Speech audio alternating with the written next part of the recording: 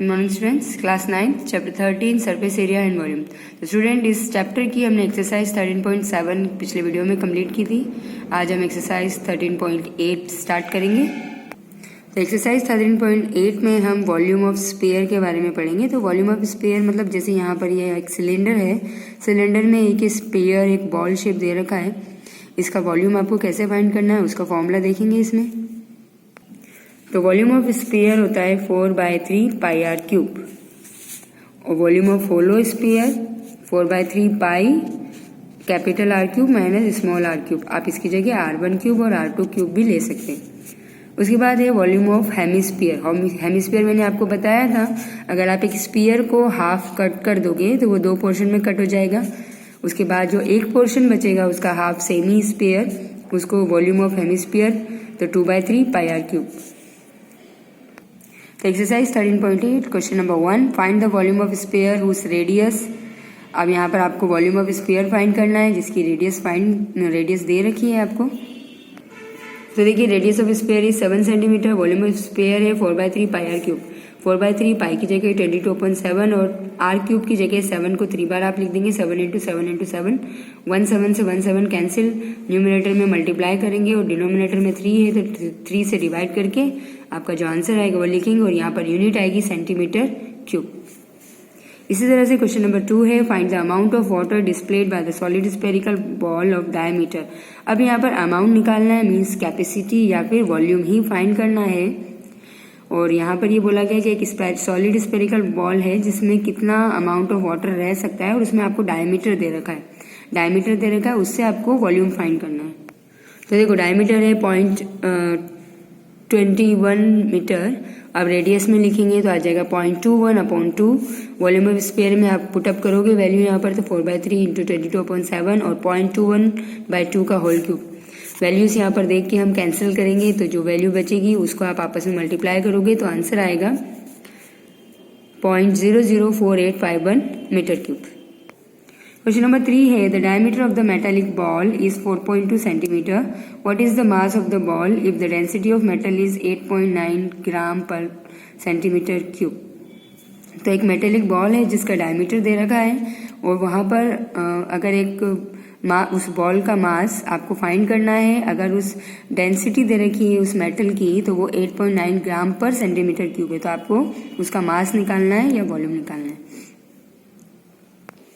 देखिए, diameter of ball 4.2 centimetre, radius 4.2/2 मतलब 2.1 centimetre. Density of metal, जिस मेटल की वो बॉल बनी हुई है उसकी डेंसिटी दे रखी है 8.9 ग्राम पर सेंटीमीटर क्यूब। पहले आप वॉल्यूम फाइंड कर लेंगे बॉल का, तो 4/3 pi are cube value put up करेंगे, सॉल्व करेंगे तो ये आंसर आएगा आपका। अब हमें मास ऑफ बॉल निकालना है। तो मास ऑफ बॉल क्या होता है? Volume of ball into density of metal. मतलब मास निकालने के लिए वॉल्यूम और डेंसिटी को मल्टीप्लाई करेंगे तो मास आ जाएगा। तो ये वॉल्यूम इंटू मास डेंसिटी से मल्टीप्लाई करेंगे तो ये आपका आंसर आ जाएगा, और ग्राम में। The diameter of the moon is approximately 1/4 of the diameter of the earth. तो क्वेश्चन नंबर 4 है, जो मून का डायमीटर होता है वो अर्थ का 1/4 होता है। तो what fraction of the volume of the earth is volume of the moon. मतलब फ्रैक्शन बताना है वॉल्यूम ऑफ अर्थ और वॉल्यूम ऑफ मून का। देखिए, diameter of moon upon diameter of earth तो 1/4 है। इसी तरह से रेडियस ऑफ मून और रेडियस ऑफ अर्थ वो भी 1/4 ही रहेगा। वॉल्यूम ऑफ मून और वॉल्यूम ऑफ अर्थ यहाँ पर 4/3 पाई मून है तो RM का क्यूब, और अर्थ है तो RE का क्यूब। 4/3 से 4/3 कैंसिल और पाई से पाई कैंसिल, यहाँ पर बचा RM/RE का होल क्यूब। तो यहाँ से 1/4 के ऊपर भी क्यूब लगेगा तो यह आ जाएगा 1/64। क्वेश्चन नंबर 5 है, how many litres of milk can be hemisphere ball of diameter 10.5 centimetre hold. मतलब कितना लीटर मिल्क हम एक हेमिस्फीयर बॉल में रख सकते हैं जबकि उसकी डायमीटर 10.5 सेंटीमीटर है। तो उस बॉल में कितना मिल्क आ सकता है वो आपको बताना है। तो density of ball D 10.5 centimetre है, रेडियस 10.5/2। तो capacity of ball V 2/3 pi are cube. क्योंकि ये हेमिस्फीयर है तो इसमें हेमिस्फीयर का फॉर्मूला लगेगा 2/3 pi are cube. Value put up करेंगे यहाँ पर वैल्यू को कैंसिल करके सॉल्व करेंगे तो आपका ये आंसर आएगा 606.375/2 और डिवाइड करेंगे तो ये आ जाएगा सेंटीमीटर क्यूब में, लेकिन हमें इसको लीटर में कन्वर्ट करना है तो 1000 से डिवाइड करेंगे तो वॉल्यूम आएगा 0.3032 लीटर। क्वेश्चन नंबर 6 है हेमिस्फीयर टैंक जो आयरन शीट से is made up of iron sheet 1 centimetre thick in the inner radius is 1 metre then find the volume of iron used to make the tank. एक hemispheric tank है जिसको iron sheet से बनाया हुआ है और 1 centimetre thick है। अगर उसकी इनर रेडियस 1 मीटर दे रखी है तो आपको उस वॉल्यूम को फाइंड करना है जिस आयरन से वो टैंक बनाया गया है। तो आयरन का वॉल्यूम फाइंड करना है। Inner radius R2 is equals to 1 metre और थिकनेस दे रखी है उसकी 1 सेंटीमीटर। तो 1 सेंटीमीटर को हम मीटर में कन्वर्ट करेंगे तो 0.01 आ जाएगा। अब R2 हमारी इनर रेडियस है, आउटर रेडियस निकालने के लिए थिकनेस को हम इनर रेडियस में प्लस करेंगे तो आउटर रेडियस आ जाएगा। तो outer radius R1 is equals to 1 metre plus 0.01 metre, ये हो जाएगा 1.01 मीटर। अब वॉल्यूम ऑफ आयरन किसके बराबर है? वॉल्यूम ऑफ हेमिस्फीयरिक टैंक के बराबर है। तो वहाँ पर हेमिस्फीयरिक टैंक है तो हेमिस्फीयर का फॉर्मूला लगेगा 2/3 पाई R1 cube minus R2 cube. 2/3 पाई की जगह 22.7, R1 की जगह पर 1.01 का होल क्यूब माइनस 1 का क्यूब। इसका क्यूब फाइंड करेंगे तो 1.03031 माइनस 1, इसमें से 1 माइनस करेंगे तो 0.03031 आएगा। ऊपर डिजिट का मल्टीप्लाई करके 21 का डिवाइड करेंगे तो आपका आंसर आएगा 0.03635 मीटर क्यूब और अप्रॉक्सीमेशन में ये वैल्यू आप लिख सकते हैं। क्वेश्चन नंबर 7 है find the volume of sphere whose surface area is 154 centimetre square. तो सरफेस एरिया ऑफ स्फीयर होता है 4 पाई R स्क्वायर। तो सरफेस एरिया गिवन है 154, वैल्यू पुटअप करेंगे, यहाँ से रेडियस फाइंड करेंगे तो रेडियस आ जाएगी 7/2 सेंटीमीटर। अब हमें वॉल्यूम निकालना है तो वॉल्यूम ऑफ स्फीयर का फॉर्मूला पुटअप करेंगे, वहाँ पर रेडियस जो आई थी रेडियस पुटअप करेंगे तो यहाँ पर इसको मल्टीप्लाई करके 3 से डिवाइड करेंगे तो वॉल्यूम आ जाएगा 179.67 सेंटीमीटर क्यूब। तो question number 8 a dome of building is in the form of hemisphere. तो एक बिल्डिंग का डोम जो हेमिस्फीयर के शेप में बना हुआ है।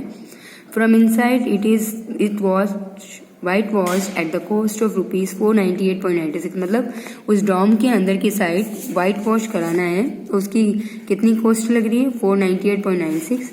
If the cost of white wash is ₹2 पर स्क्वायर मीटर, मतलब 1 स्क्वायर मीटर का 2 रुपीज़ लग रहा है। आपको फाइंड करना है inside surface area of dome and volume of air inside the dome. ठीक है, एक तो सरफेस एरिया फाइंड करना है, इनर सरफेस एरिया, और वॉल्यूम ऑफ एयर जो डोम के अंदर एयर है उसका वॉल्यूम फाइंड करना है। तो सबसे पहले इनसाइड सरफेस एरिया निकालने के लिए total cost of white wash upon rate of white cost, तो इसको डिवाइड करेंगे तो ये आपका इनर सरफेस एरिया आ जाएगा। अब curve surface area of hemisphere, हमें क्या एयर मतलब अंदर वाला पोर्शन ही निकालना था तो वो कर्व सरफेस एरिया निकलेगा। Curve surface area of hemisphere 2 pi R square होता है। वैल्यू पुटअप करेंगे, यहाँ पर हमारे पास इनर सरफेस एरिया आ चुका था तो वहाँ पर तो देखिए पहले यहाँ पर वैल्यू पुटअप करके रेडियस फाइंड करेंगे। तो रेडियस फाइंड करेंगे तो हमारे पास रेडियस ही आएगी 39.69 मीटर स्क्वायर। अब इसका रूट निकालेंगे तो 39.69 का रूट अप्रॉक्सीमेशन में 6.3 मीटर आएगा। वॉल्यूम ऑफ एयर किसके बराबर होता है? वॉल्यूम ऑफ हेमिस्फीयर के। तो हेमिस्फीयर का formula 2/3 pi R cube. Volume of air में यहाँ पर आप वैल्यू पुटअप करेंगे, आगे पूरा सॉल्व करेंगे तो आंसर आएगा 523.9 मीटर क्यूब।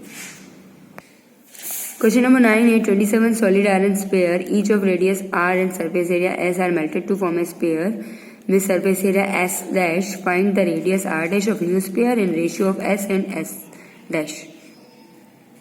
तो यहाँ पर आपको ऐसा बता रखा है कि 27 सॉलिड आयरन स्फीयर है जिनकी रेडियस r है और उनका सरफेस एरिया s है। अगर आप उसको मेल्ट करके एक नए स्फीयर के फॉर्म में लेके आते हो तो उसका जो नया सरफेस एरिया होगा वो s डैश।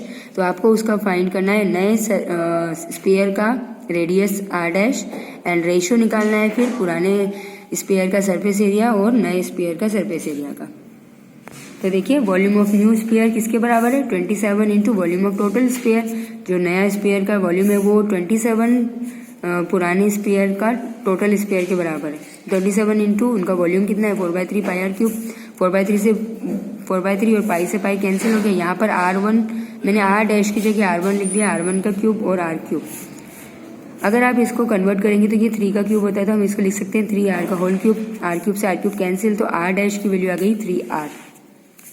अब रेशियो ऑफ सरफेस, पुराना सरफेस एरिया निकालेंगे और नए स्फीयर का सरफेस एरिया, तो s/s1, 4 से 4 कैंसिल, पाई से pi cancel, r square upon r1 square. r1 की जगह पर 3r का स्क्वायर लिखेंगे तो ये 9r स्क्वायर होगा, r स्क्वायर से r स्क्वायर कैंसिल, तो रेशियो आएगा 1:9। क्वेश्चन नंबर 10 देखिए, a capsule of medicine is in the shape of sphere. एक कैप्सूल है मेडिसिन का जो स्पेयर शेप का है, उसका डायमीटर 3.5 मिलीमीटर है। How much medicine in millimetre cube is needed to fill this capsule. तो उसमें कितना मेडिसिन की जरूरत पड़ेगी जो वो कैप्सूल को भर सके। तो पहले तो कैपेसिटी ऑफ स्पेरिकल कैप्सूल का वॉल्यूम फाइंड कर लेंगे, 4/3 pi are cube. V equals to 4/3, pi की जगह 22/7 और r की जगह डायमीटर दे रखा था 3.5, तो 3.5/2 ले लेंगे तो वो रेडियस आ जाएगा, और क्यूब मतलब 3 बार। इसको हम कैंसिल करेंगे तो ये हमारा आंसर आएगा, और वॉल्यूम निकलेगा 67.375/3, डिवाइड करेंगे तो आएगा 22.46 mm3। तो स्टूडेंट यहाँ पर हमारा एक्सरसाइज 13.8 कंप्लीट हो गया, उसके साथ ही आपका चैप्टर भी कंप्लीट हो गया। तो आप 13 चैप्टर कंप्लीट कीजिए। अगले वीडियो में हम अगला चैप्टर स्टार्ट करेंगे। Okay, thank you, good bye.